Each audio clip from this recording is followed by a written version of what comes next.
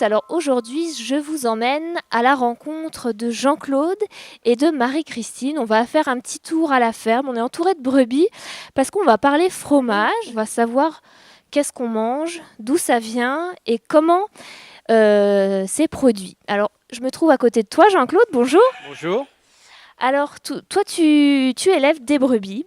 Oui. Comme tu peux le constater, autour de nous, il y a 115 brebis qui viennent de rentrer du champ. On vient de les rentrer du champ, elles ont passé la matinée dehors. Je suis allé chercher, on a un bois d'1,5 hectare et elles étaient en train de glaner des glands. Elles mangent des glands, elles étaient dans le bois en train de manger, cueillir. Il y en avait une partie qui était en train de manger l'herbe. L'herbe est abondante ce mois d'octobre puisqu'on a eu un climat favorable. On a eu du soleil, on a eu de l'humidité, et donc on a une herbe exceptionnelle.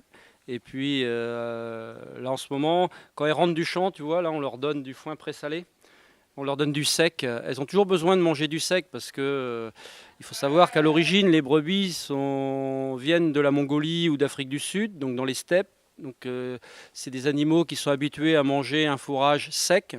Donc dès que le fourrage est humide, elles sont en difficulté. Elles n'arrivent pas à évacuer l'eau. D'où l'idée de notre système de séchage en grange. On a un séchoir avec un ventilateur qui permet de finir de sécher l'herbe, donc qu'il y ait le moins d'eau possible dans le fourrage.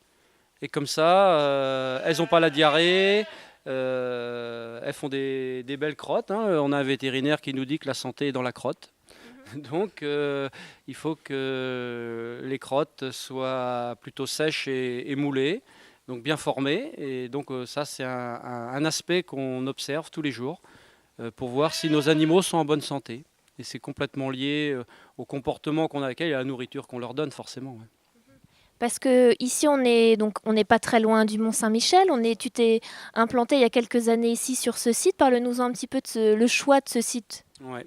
Alors, le choix de ce site, il est lié à notre naissance, c'est-à-dire que Marie-Christine est originaire de Moidré et moi je suis originaire de Sacé, deux communes du canton de Potorson, c'est le canton le plus près du Mont Saint-Michel.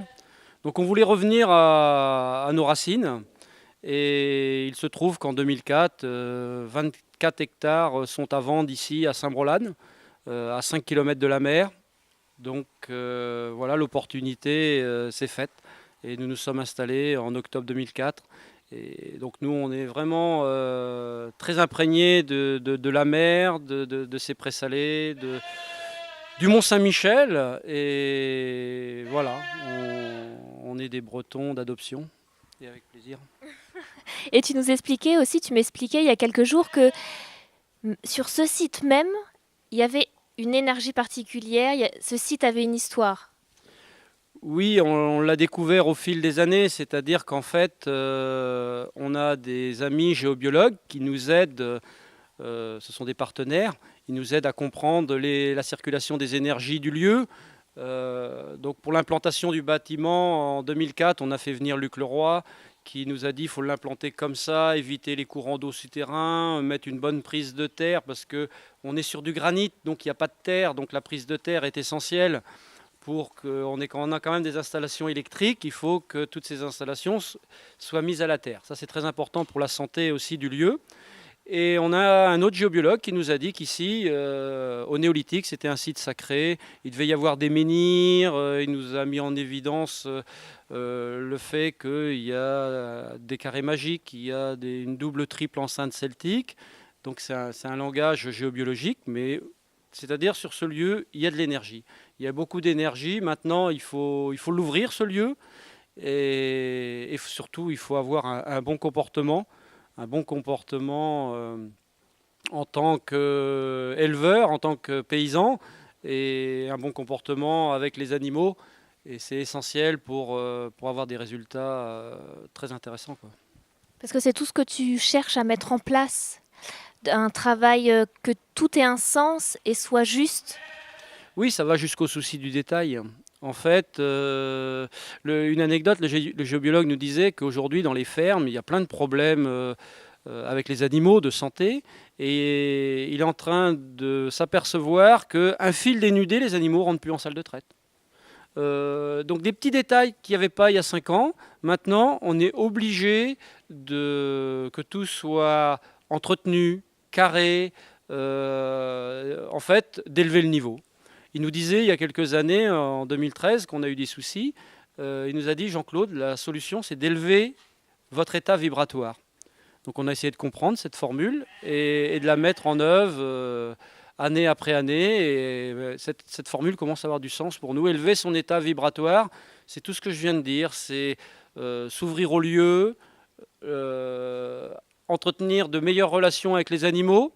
Hein, le mot que j'aime bien, c'est avoir beaucoup de considération, la gratitude, élever les animaux avec tous les matins la nécessité de leur dire merci, parce que c'est elles qui font tourner aussi, c'est elles les producteurs, ce sont les brebis, c'est elles qui mangent, on le voit ici, elles mangent pendant 8 heures, donc le boulot de l'éleveur c'est de leur donner de la nourriture sur 8 heures, à la fois une nourriture pâturée pendant plusieurs heures, mais un complément sec pour qu'elles puissent ruminer pendant 8 heures, et se reposer 8 heures. Donc là on voit à la fois des brebis qui mangent, des brebis qui se reposent, des brebis qui ruminent, donc là tout va bien. Tu écoutes d'abord la brebis, tu mets en place quelque chose, tu mets tout en place pour le bien-être de la brebis avant tout. Oui, quand on a commencé, quand on s'est installé, il y a un technicien AgroBio Conseil qui est venu ici et il m'a dit « Jean-Claude, la brebis est un animal fleur. Hein, pour comparer à la chèvre qui est un animal fruit, ça veut dire quoi? Ça veut dire que la chèvre va plutôt manger des sommités de plantes, va chercher toujours la graine, et que la brebis va toujours chercher la fleur, donc va manger la tête en bas. La brebis va manger la tête en bas, on l'appelle dans l'Aveyron la cueilleuse, donc elle cherche des fleurs, à glaner des fleurs. Et c'est un animal air. Que la chèvre, c'est complètement différent, donc elle cherche à manger souité, elle va pouvoir digérer plus de graines, et surtout, on ne va pas avoir le même produit. Quelqu'un qui va être attiré par le lait de chèvre, c'est quelqu'un qui veut se tonifier, c'est un lait tonique, c'est un lait pour les gens qui manquent de peps. Et que le lait de brebis, c'est plus un lait pour le côté aromatique, le côté douceur, et en plus pour calmer. En fait, le lait de brebis, ça calme, ça détend, et donc on voit que par le choix de la nourriture, on agit sur le tempérament, on agit en fait sur l'équilibre, on peut se rééquilibrer en mangeant. Et toi, d'avoir choisi des brebis, tu avais besoin de calme? C'est ça. Je suis un faux calme. Et donc, en fait, oui, la brebis nous convenait beaucoup plus. D'ailleurs, c'est quand on mangeait des produits, on était beaucoup plus attiré par le yaourt de brebis. On aime le chèvre. Le chèvre, ça change une fois de temps en temps. Du chèvre, c'est très très bon. Hein. Pourquoi le lait de chèvre et le lait de brebis est différent du lait de vache? Tout simplement parce que déjà, le matin, on peut donner des graines entières, graines d'orge, des petits pois, des graines sèches aux animaux, ils vont les digérer. Une brebis et une chèvre, avec leur système digestif, les brebis et les chèvres avec leur système digestif ont la faculté de digérer des graines entières. Parce qu'elles ont 4 estomacs, elles ont des bactéries qui le permettent. La vache ne peut pas. La vache, elle, il faut lui aplatir. Donc, et cet exemple comment dire, est très explicite, parce qu'en fin de compte, la graine, quand elle n'est pas attaquée, elle n'est pas oxydée. Donc en fait, on garde toute l'énergie, on garde toutes les vitamines, notamment les vitamines B et tout ça. Et ces animaux en ont besoin, parce qu'on voit bien que c'est des petits animaux, hein, 60-80 kilos. Donc elles n'ont pas de réserve. Donc il leur faut une nourriture concentrée, riche, courte. La vache, elle va manger une alimentation beaucoup plus grossière. Elle a une panse beaucoup plus développée, une alimentation plus humide. Ça ne va pas la déranger de manger de l'herbe humide. Les brebis, ça va les mettre en difficulté. Donc des animaux beaucoup plus sélectifs. La chèvre et la brebis va être beaucoup plus sélectif au niveau de la nourriture. Si le fourrage ne sent pas bon, il va pas manger. Donc, et donc forcément, ça fait un lait beaucoup plus concentré, beaucoup plus riche, beaucoup plus... Et c'est pour ça qu'aujourd'hui, on voit des gens qui sont intolérants au lait de vache et qui se rabattent sur les produits à base de lait de brebis ou de chèvre. C'est parce que c'est plus digeste, c'est plus assimilable et c'est pas issu de la même nourriture, quoi. Et toi, tout ce que tu leur apportes, ici, là, on est au milieu, donc c'est On appelle ça la crèche. la crèche, on a du foin, et ce foin, il est... Il est sec. Il est sec, donc c'est un foin qui vient des polders. J'ai été le ramasser au Cap Salines, dans les polders, en relation avec 2 filles qui sont éleveuses de moutons présalés, Rebecca et Mathilde. Et donc, elles m'ont attribué un petit territoire, 4-5 hectares. Mais c'est un complément intéressant. On voit bien qu'elles sont attirées par l'odeur de ce fourrage. Et tu peux sentir, ça sent vraiment le produit marin. Et il y a 4 fois plus d'oligo-éléments. C'est-à-dire, si on fait des analyses, il y a 4 fois plus d'oligo-éléments dans ce fourrage que le fourrage des terrains. Et donc, les oligo-éléments sont essentiels pour les petits animaux pour renforcer les pattes. Ils vont avoir un appareil locomoteur beaucoup plus fort et c'est très important. Donc on voit bien que par la nourriture, on amène des éléments qui permettent d'être plus forts et d'équilibrer l'animal. Donc par exemple, si la brebis mange plus d'herbe humide, elle risque d'avoir la diarrhée, on le voit au printemps. Donc il faut tamponner avec de l'argile, il faut donner des choses pour justement que la diarrhée ne soit pas chronique.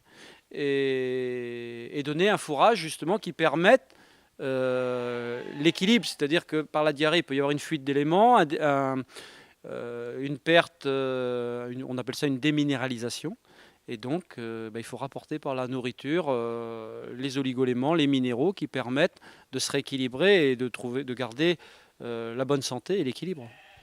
Et donc du coup, chaque jour est différent de l'année. T'as pas un cahier des charges bien précis où tu dis, bah voilà, faut faire ça, ça, ça. Toi, ton emploi du temps change tout le temps. C'est ça.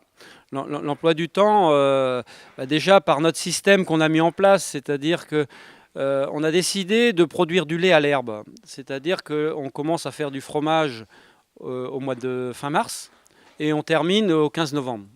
Donc l'herbe pousse à partir du mois de mars et elle arrête à la Toussaint. Parce qu'arrive, les jours sont plus courts et le froid arrive. Donc quand il n'y a plus d'herbe, on profite de cette coupure hivernale pour ce qu'on appelle tarir les animaux, c'est-à-dire on arrête de traire. Mais il faut savoir qu'on a mis les béliers début septembre. Et donc ça veut dire que les brebis là qu'on voit autour de nous sont déjà parties en gestation. Et le fait que la gestation d'une brebis qui dure que 5 mois moins une semaine, donc l'animal va utiliser son énergie plus pour ses agneaux que pour produire du lait. Parce qu'il faut les nourrir, les agneaux, dans le ventre. Et donc ça va favoriser le tarissement. Elle va se dire, bon, moi j'arrête de produire du lait, je garde toute mon énergie pour les agneaux. Et donc c'est pour ça qu'on tarit au 15 novembre sans produit. L'intérêt, c'est on ne met pas d'antibiotiques. Beaucoup d'éleveurs laitiers mettent des antibiotiques au tarissement et tout ça, parce que les pies sont engorgées, que nous, tarissent naturellement par l'absence d'herbe dans les champs et la gestation qui avance. Si bien que 5 mois moins une semaine, ça fait des mises-bas qui démarrent début février. Début février, c'est la chandeleur, le 2, donc les jours rallongent, ça veut dire que les jours rallongent. Donc on repart dans une luminosité, et donc février et mars, mise-bas, vente des premiers agneaux, sevrage des agneaux mi-mars. Donc à ce moment-là, on a le lait pour faire à nouveau yaourt et fromage. Donc on est complètement calé sur le cycle de la lumière et le cycle des saisons. Ça a été calculé, oui. Parce que tu cherches pas à faire en quantité, tu cherches la qualité et dans le respect de l'animal et après du consommateur qui va, lui... C'est ça, il faut savoir aussi que les laitages, nous on dit avec Marie-Christine que c'est pas bon d'en manger trop l'hiver. Nous on lève le pied sur les laitages l'hiver parce que l'hiver il fait froid. Et les laitages ça refroidit. C'est comme le cidre, ça va refroidir, le vin, ça va réchauffer. Donc voilà, c'est le côté réchauffant, refroidissant. Donc si on a chaud, on va prendre des produits refroidissants pour l'équilibre. Donc c'est pour ça que l'été, ça se vend bien, les produits laitiers, ça nous fait du bien et ça nous donne de l'énergie et ça nous refroidit, ça nous rafraîchit. Donc, mais l'hiver, si on a froid, on ne va pas se refroidir à nouveau. Sinon, on va avoir des rhumes, on va avoir des maladies ORL. Donc on va plutôt manger des soupes, on va plutôt chercher à se réchauffer. Et passer plus de temps à se reposer, à lire, et voilà. Donc c'est un autre temps de vie. Donc on voit bien dans notre système qu'on a la période hivernale, où on s'occupe bien sûr des animaux, on est occupé toute l'année, mais au ralenti, il n'y a plus à traire, il n'y a plus à transformer, et puis on ne va plus sur les marchés si on a été bon dans la distribution. Car la grande force de la ferme, c'est aussi la distribution. Le fait d'être calé comme ça sur la réalité des saisons où on vend le plus nos produits, c'est juillet-août, où il y a plein de touristes qui viennent. On est quand même à 25 km de Cancale, on est à Saint-Malo, il y a le Mont-Saint-Michel. Donc ça se vend bien. Et d'autant plus qu'on s'applique à faire de bons produits, mais Marie-Christine va en parler. Et donc là, on est en flux tendu, c'est-à-dire qu'en fait, eh ben, il n'y a pas de stock. Ça veut dire que cette année, on peut l'annoncer aujourd'hui, on ne va pas traîner sur les marchés cet hiver. Donc au 15 novembre, comme l'an dernier, bah, l'activité vente va s'arrêter en même temps que la transformation et la traite. Et ça, c'est un objectif. C'est un objectif. Comme ça, on peut prendre soin de nous, des animaux, des arbres. Parce qu'ici, on n'en a pas parlé, mais on vient de planter 1 kilomètre de haies. Ça fait 2 ans qu'on plante des arbres. On est inspiré et aspiré par la permaculture. Permaculture qui veut dire agriculture permanente. Ça veut dire que c'est la seule agriculture qui restera quand les autres auront disparu. Et permanent, ça veut dire qu'on s'applique à mettre en place des systèmes qui vont résister au changement climatique. Aujourd'hui, on le voit. Notre mission d'aujourd'hui de... Mais bien sûr, c'est pas pour rien qu'on a mis Nicolas Hulot, ministre de l'Environnement et tout ça. Il était quand même le fer de lance de l'agenda 21. C'est lui qui a permis que les chefs d'État se réunissent pour prendre conscience que la Terre, la survie de la Terre et la survie de l'homme ne passera que par des changements de comportement. Et les changements de comportement, c'est maintenant, c'est rapide, il faut y aller, il n'y a plus à hésiter. C'est dans les mains de tout le monde aussi. C'est dans les mains de tout le monde, par des petits gestes, par des achats, par des plantations, voilà, tout le monde, tout être humain sur Terre doit contribuer à perpétuer la vie sur Terre qui est nécessaire pour qu'on se réalise. En fait, la vie sur Terre, c'est quoi ? Moi, je me considère comme un éleveur, c'est-à-dire élever les brebis. Élever les brebis, c'est les élever pour qu'ils aient une vie meilleure à la suite. La vie, elle est éternelle, la vie. On meurt, on est... voilà, la vie est éternelle. Ça fait des milliers d'années qu'elle existe. Il faut qu'elle continue pour que la nature s'exprime et qu'on puisse régler nos problèmes. Je crois qu'on est venu sur Terre pour régler nos problèmes. La nature nous aide aussi. C'est un bon moyen d'être en étant à l'écoute de la nature. Elle nous apprend aussi à prendre soin de nous. Et là, tu expliquais aussi l'influence aussi de la lune. Là, pour reprendre l'histoire avec le fromage de brebis, le fromage de chèvre, il y a une influence, il y a des moments plus ou moins opportuns ou meilleurs pour les moments de les consommer. Oui, de toute façon, on est des êtres cosmiques. Il n'y a pas que la Lune, il y a plein de planètes autour de nous. Il y a Mars, il y a Vénus, il y a les planètes proches, les planètes lointaines. Donc on est des êtres cosmiques. Et on a un calendrier des SMI qui explique tout ça. Aujourd'hui, la Lune passe devant la constellation Lion. Donc on est en jour fruit. Et il fait beau. Bah oui, parce qu'il fait beau, parce qu'en jour fruit, c'est une constellation chaleur. Donc c'est des tendances et c'est des impulsions. Et c'est vrai qu'on se met complètement en phase avec ces énergies-là. Par exemple, Marie-Christine peut vous expliquer que quand elle fait des levains et tout ça, elle les fait en jour fleur. Il y a beaucoup plus d'arômes, il y a plus de conservation, il y a plus de qualité organoleptique. Et c'est ce qu'on recherche, nous, c'est de faire le meilleur produit possible. Donc quand on peut respecter, mettre en phase, en adéquation nos travaux avec la Lune, dans les plantations, là on est en plantation, donc fruits, on peut planter des arbres fruitiers aujourd'hui.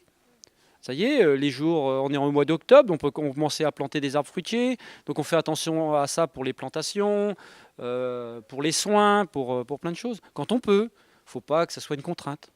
Et donc voilà, on est des êtres cosmiques et donc la tête dans les étoiles, oui, la tête, mais les pieds sur terre. C'est ce que tu disais, mais oui, ce que tu disais tout à l'heure, c'est quand on est en lien avec la nature, là on est au contact avec les animaux, et ben on a les pieds sur terre. Les animaux, ils trichent pas, ils mentent pas, ils parlent. D'ailleurs, il y a un vétérinaire qui a écrit un livre, Les animaux nous parlent d'alimentation. Ce que je disais tout à l'heure, le résultat de la digestion, la crotte, la laine, les yeux, Donc quand on regarde les animaux, on voit s'ils sont en bonne santé. On la voit celle-là en face de nous, là, Elle a l'air heureuse, épanouie, elle est contente d'être là. elle a les yeux bien, bien ouverts, donc ça veut dire qu'elle a le foie, elle a le foie en adéquation. La terminaison du foie, c'est les yeux, hein. On est inspiré aussi de la médecine chinoise.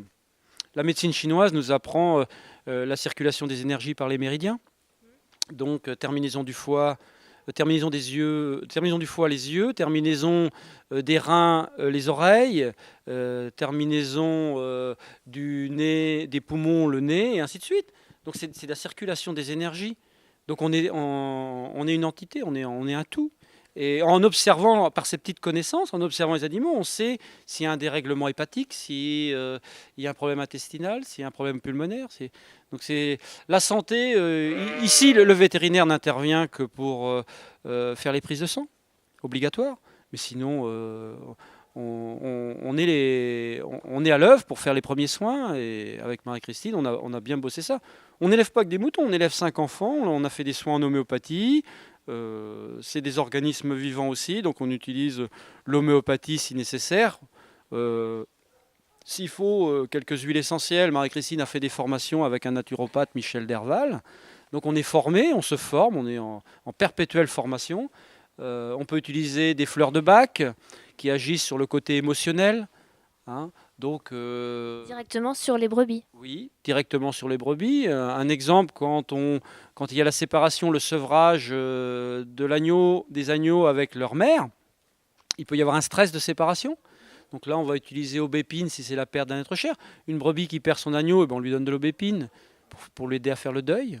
Et l'intérêt, c'est qu'on dit, voilà, il y a un fait, il y a un accident, il y a un incident, mais on va pratiquer la marche en avant. On ne regarde pas derrière, on enlève les rétros pour pas tomber dans une dépression. Hein, voilà, le fait est là, c'est l'épreuve, mais on se projette vers l'avant. Donc voilà, et les fleurs de Bach permettent à l'animal de dire, allez, on continue. On continue, on se concentre sur ce qu'il y a à faire au quotidien. Et ça, c'est formidable. Et toi, les agneaux, tu as décidé de garder leur queue. On voit derrière. Souvent, on voit que les moutons, les brebis n'ont plus de queue. Et ça aussi, euh, c'est important pour elles de les garder. Et dans ta démarche, il y a aussi cette idée-là de ne pas mutiler l'animal. Oui, ça va au-delà de mutiler l'animal, parce qu'en fin de compte, la queue, c'est la terminaison de la colonne vertébrale. Et donc tout le système nerveux est sur cette colonne vertébrale. Quand on met un élastique à l'agneau tout petit pour qu'il n'ait pas de queue, ceux qui font ça, c'est dans l'intention d'être plus pratique, c'est plus pratique pour l'éleveur.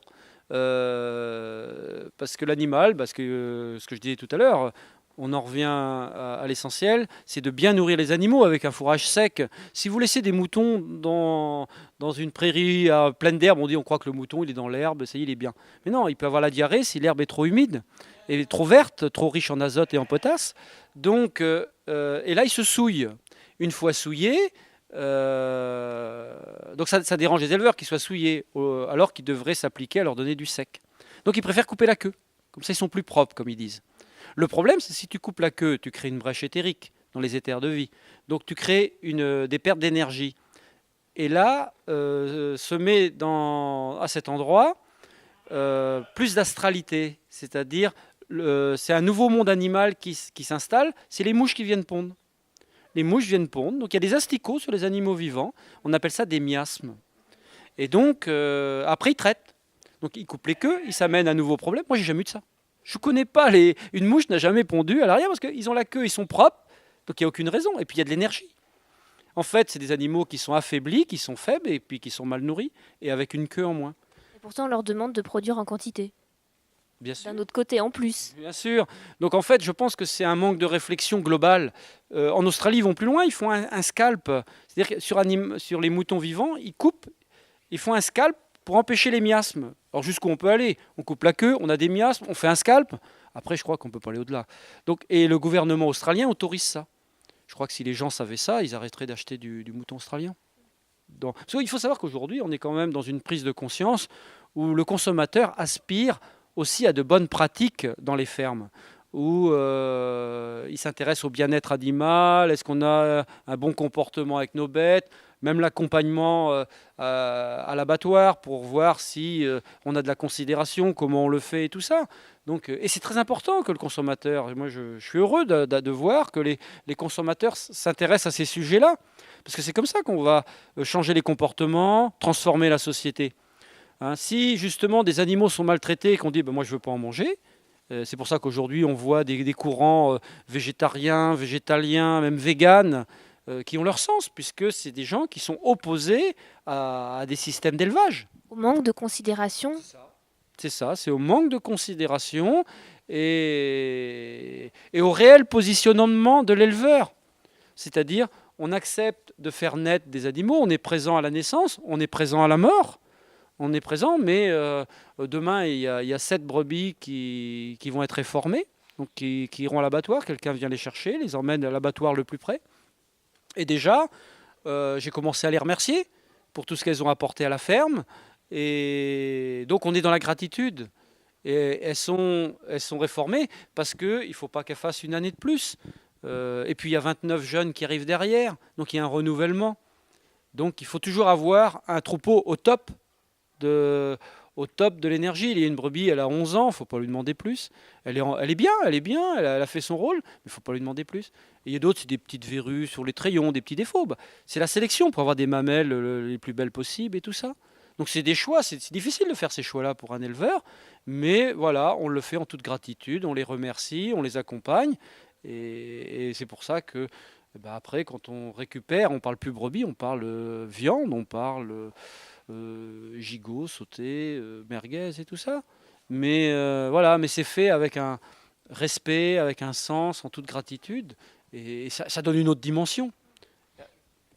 Et donc en fait, c'est pour ça que les produits, bah, y a quelque chose de différent. Quand les gens disent on mange tes produits, il y a quelque chose, on ne retrouve pas cette qualité par la nourriture. Il y a la nourriture, mais il y a aussi ce qu'on donne à l'animal et ce que l'animal nous donne. Donc en toute gratitude. C'est tout, voilà, comme on revenait au début, c'est vraiment un travail j'allais dire, de A à Z qui est en conscience et en respect de tout. C'est ça, c'est une vision globale et où on a le souci du détail.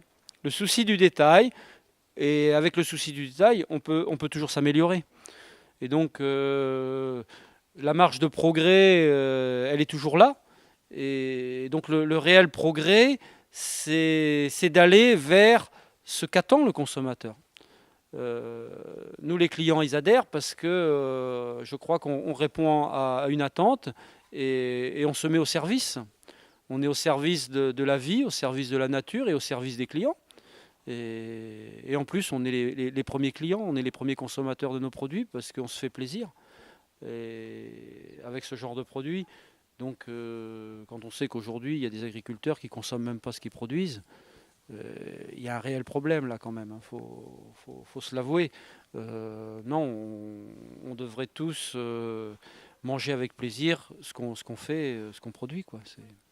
Et à chaque fois, comme je dis à chaque fois régulièrement, c'est un choix du consommateur et c'est aussi le consommateur qui doit vous soutenir, vous, producteurs de fruits, de légumes, de fromages, de notre alimentation. Oui, bah, de toute façon, beaucoup de consommateurs l'ont compris, puisque les petites fermes comme nous, hein, on a 28 hectares, on est une petite ferme. Une grande ferme, c'est 60 hectares et voire plus. Donc on est une petite ferme et 80% des consommateurs plébiscitent les petites fermes. Parce que au fond d'eux, ils savent que c'est nous qui allons les nourrir à l'avenir. Hein, c'est pas on sait bien qu'autour de nous, on voit des champs de maïs, des champs de blé, c'est une monoculture de céréales. C'est pour gaver les animaux enfermés dans des grands bâtiments où ils ne sortent pas dehors. Donc c'est de l'élevage industriel. Les animaux n'ont plus accès à l'air, au soleil, ne peuvent plus se servir de leurs pattes.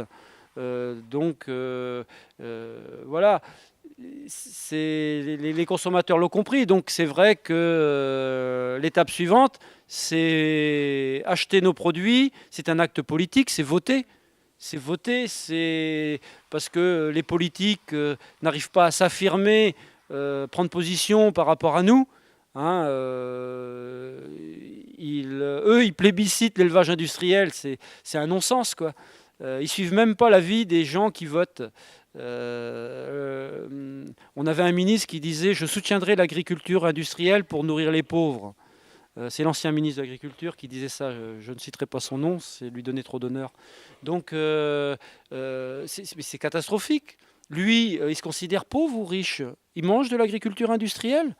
C'est un problème. Voilà, c'est un problème humain. Donc non, non, non. Tout le monde, il y a pas des pauvres et des riches. Tout être humain doit pouvoir accéder à une nourriture de qualité. Et moi, il y a des gens qui n'ont pas de moyens, qui viennent m'acheter des produits. Ils mangent moins, ils mangent mieux. Ils mettent un plus gros budget dans la nourriture. C'est un choix politique, c'est un choix de société. Et surtout, c'est un choix pour être épanoui, pour être bien. On devient ce qu'on mange. Notre premier cerveau, c'est quand même notre ventre. Et on a pensé que c'était dans la tête. Non, notre premier. Deuxième cerveau? Non, c'est notre premier. Premier? C'est notre premier, ouais. Notre premier cerveau, c'est notre ventre. Un enfant, il commence toujours par dessiner, quand il dessine un bonhomme, un ventre, et après il met la tête. Il ne s'embarrasse pas des bras et des jambes. C'est accessoire. Eh ben, du coup, on va aller faire du fromage avec Marie-Christine pour savoir aussi, là aussi, la façon de faire et a un sens encore là aussi. On continue avec Marie-Christine qui va donc transformer ce lait riche de plein d'énergie. Tu vas le transformer donc en fromage, en yaourt. Quels sont les différents produits que vous avez décidé de faire avec ce lait? Donc nous, on vend au niveau local et donc pour conserver notre clientèle, on a décidé de faire une très large gamme de produits. Et donc on fait les yaourts de brebis. Nous, on adorait ce produit-là avant de venir en ferme. Et puis on fait différentes sortes de fromages. Donc d'un côté, on fait des fromages très riches en bactéries, ce qu'on appelle les fromages lactiques, donc les petits crottins. Frais, avec des herbes, nature, et puis on les fait affiner. Là, il se développe la moisissure, et c'est ce qu'on appelle véritablement les fromages, quand il y a la moisissure. Et d'un autre côté, on a toute une gamme qui s'appelle les fromages dits présure. Ce sont toutes les sortes de tomes, et donc on en fait de différents formats. Chaque format il y a une texture, et puis la taille du fromage va donner la durée d'affinage et les moisissures en fonction de la texture, donc des caractères physico-chimiques, c'est-à-dire de l'humidité qui reste et du travail que j'ai fait en cuve, va déterminer les types de moisissures en surface et va donner un goût différent. D'accord, parce que en amont, avant d'arriver au produit fromage, qu'est-ce que vous avez mis en place dans la manière de le faire? Tu disais que vous travailliez, c'était très artisanal, donc tout était vraiment fait à la main. Et ça, c'était vraiment aussi une volonté de votre part de vouloir tout faire à la main? Oui, je fais le maximum à la main. Je cultive même les levains, c'est-à-dire les bactéries qui vont aider à transformer les protéines pour qu'elles soient plus digestes pour l'homme. J'essaie de faire le maximum, c'est sûr, de façon naturelle. Et la raison de le faire, que par exemple, à un moment, on était ensemble et tu brassais, toi, à la main, ça aussi, ça apporte quelque chose de supplémentaire au produit fini? Ton intervention? Ben, oui, mon intervention. Disons que si j'avais un brassage mécanique, la mécanique, ça n'apporte pas d'énergie, ça casse plutôt le mouvement. Ça peut créer, par exemple, des petits globules de gras. Et ils deviennent tellement petits que nous, hommes, on ne les digère pas de la même façon. Et voilà, c'est un exemple, quoi. On a un défaut, c'est d'utiliser une machine à traire, mais il faut savoir qu'un bon trayeur, il traite 20 brebis à l'heure. Donc, Il faudrait se lever très très tôt. Déjà, vous voulez déjà que Jean-Claude se lève déjà très tôt. oui, voilà. Et donc, travailler à la main, comment je veux dire, c'est y mettre, nous humains, on y met tout notre amour. Et en plus, les gestes, les mouvements ne sont pas là pour, entre guillemets, brusquer les bactéries, tous les éléments du lait. On revient encore à cette lenteur, ce respect, prendre le temps des choses. Et c'est toi aussi, c'est ton intention aussi, de pas tout brusquer, aller vite. Oui, il y a des choses, quand on fait la vaisselle, on peut se permettre d'aller vite, quoi. Je veux dire, comment je veux dire, c'est plus matériel, quoi. Mais il ne faut pas considérer le lait comme une chose morte. Au contraire, c'est quelque chose de vivant. C'est vivant parce que les protéines et les acides gras se transforment. C'est vivant parce qu'il y a plein de bactéries qui transforment tout ça. Et c'est un monde vivant, qui dit vivant, plein d'énergie. Et moi, en tant que transformateur, j'y mets aussi mon énergie, mon amour, pour que cette transformation soit vivante.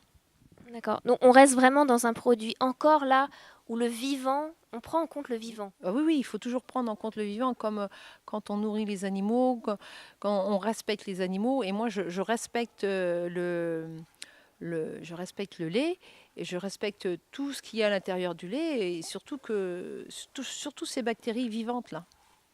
Et eh bien oui, il ne faut pas se précipiter, mais sans se précipiter, on gagne du temps, quoi. Je veux dire, la vie travaille pour nous, quoi. Parce que, au départ, on a un lait avec un certain pH, et puis pour l'action de la présure, eh bien, il faut que ça s'acidifie. C'est les bactéries qui travaillent pour nous. Il n'y a rien Il faut juste mettre le lait en condition pour qu'elle travaille pour nous, en fait. Le chouchouter un peu. Oui, si on veut. Si on veut. Mais c'est surtout, comme disait Jean-Claude tout à l'heure, respecter les animaux. Moi, je respecte le lait et il nous rend bien, quoi, parce que. Et puis pour respecter, comment je veux dire, toute cette matière vivante, et il faut être bien aussi avec soi-même. Il faut mieux éviter d'être dans la peur, dans la colère, dans la tristesse, et cultiver la joie. Et donc, c'est travailler en harmonie. Et travailler en harmonie dit aussi travailler sur soi pour être plus zen, entre guillemets. Là aussi, pour avoir un fromage, pour avoir différentes sortes de fromages et qui répondent aux différents goûts des consommateurs, moi je fais confiance, j'ai appris à faire confiance aux bactéries et il y en a certaines, si on les fait travailler longtemps, elles vont donner quelque chose plus fruité, plus doux, et voilà, chacun va y retrouver son compte, quoi. Et c'est en apprenant tous les jours qu'on découvre le résultat, même si au départ, j'ai des protocoles, mais après, en fonction de ce qui se passe, en fonction de la saison, parce que le lait du début de saison et le fin de saison n'est pas du tout le même. Oui, j'allais dire, tu constates il y a un vrai changement je sais pas, la texture, le lait où il a une odeur peut-être différente en fonction de l'année. Oui, donc au départ, c'est un lait beaucoup plus liquide. Et je peux pas. Le départ, c'est mi-mars. Quand on vend les premiers agneaux, on a le lait. Et au début, le lait est beaucoup plus liquide. Et j'ai plus de mal à obtenir certains fromages en début de saison et inversement en fin de saison parce que le lait est beaucoup plus concentré. Donc, il ne faut pas travailler de la même façon. Et je suis ici, c'est pas une laiterie, donc on scratche pas le lait, on sépare pas les protéines, les glucides, le petit lait, l'eau. pour reconstituer quelque chose d'homogène. Donc cet élément, enfin, le fait de faire tout ça baisse l'énergie vitale du lait. Moi, je conserve tout et j'emploie des techniques différentes au cours de la saison pour arriver quand même à faire à peu près les mêmes fromages. Mais ça demande moi, ça m'a demandé un certain temps parce que c'est pas beaucoup écrit dans les livres. Et donc, c'est de la pratique et au départ de l'observation pour transformer, pour bien transformer, quoi. Et vous avez une spécialité un peu, ce qu'est la brousse, non? Qu'on vient spécialement chercher chez vous, qu'on trouve normalement en Corse, non? Plus particulièrement. Et alors ici, on est en Bretagne et on trouve de la brousse aussi. Puisque je fais du fromage de brebis, oui, et que je fais un peu de tome. La brousse est une spécialité du Sud parce que là-bas, on a beaucoup de brebis. Donc, je me suis mis à faire de la brousse parce que les protéines, normalement, faire du fromage, c'est coaguler les protéines, enlever l'eau. Et on n'est pas parfait, on ne travaille pas parfaitement. Donc, il y a des protéines qui sont restées solubles dans le petit lait. On le fait chauffer et on a ces protéines qui coagulent sous la chaleur. Et donc, on les recueille à l'écumoire, on les laisse s'égoutter. Et soit qu'on mange cette brousse fraîche, on peut aussi l'affiner, mais bon, moi j'ai préféré faire des desserts avec ce fromage. Et on peut aussi la manger avec des légumes. Alors, ce qui est avantageux, c'est que c'est un fromage plein de protéines. Surtout qu'à l'heure actuelle, on fait beaucoup la chasse au gras. Et donc, c'est un produit de qualité à ce point de vue-là, quoi. D'accord. Et est-ce que... tu disais tout à l'heure que tu chauffais le lait. Est-ce que tu as une température, tu essayes de pas trop chauffer le lait justement pour garder un maximum de vitamines dans le lait? Oui, pour garder le plus d'éléments vivants dans le lait, vivants, c'est-à-dire plein d'énergie, pour que nous, consommateurs, pour que nous, consommateurs, gardions cette énergie, non seulement tous les êtres vivants recherchent des matériaux physiques pour se régénérer, pour se construire, donc les protéines, les glucides, les minéraux, les vitamines et tout ça, mais on recherche dans l'aliment de l'énergie. Et le fait de chauffer et de faire comme les laiteries, de couper le lait d'un côté en protéines, en acides gras et en eau, baisse la vitalité, l'énergie vivante de l'aliment. Donc on évite de chauffer. Je fais la plupart des choses au lait cru. Mais par exemple, pour les yaourts, je suis obligée de chauffer. Donc je pasteurise à 85 et on ajoute les bactéries du yaourt, parce qu'un yaourt, il y a 2 types de bactéries, sinon ça ne s'appelle pas un yaourt. Et le deuxième fromage que je fais qui est chauffé, c'est la brousse justement, parce que le petit lait est chauffé pour coaguler les protéines. Pour expliquer juste aux gens qu'est-ce que c'est que le petit lait? Pour faire du fromage, on extrait l'eau en fait. Voilà, donc on fait cailler les protéines et les acides gras. Ça constitue la matière sèche entre guillemets, et ressort l'eau accompagnée de minéraux et de protéines qui n'ont pas coagulé. Et donc cet ensemble qui sort du lait s'appelle le petit lait, ou le lactosérum si on veut avoir un langage plus scientifique. Chaque produit a une technique différente. Par exemple, tous les types de tomes. Ce qui est impressionnant, tous les types de pommes, à partir du lait du même jour, je peux faire différents fromages. C'est ça qui est surprenant. Donc on va utiliser différents facteurs. Par exemple, la température. Quelques degrés fait déjà une différence. Une feta, on la fait plutôt à 35. Et puis, je fais des fleurs de brebis, on les fait plutôt à 32 degrés. Et cette différence-là est déjà importante.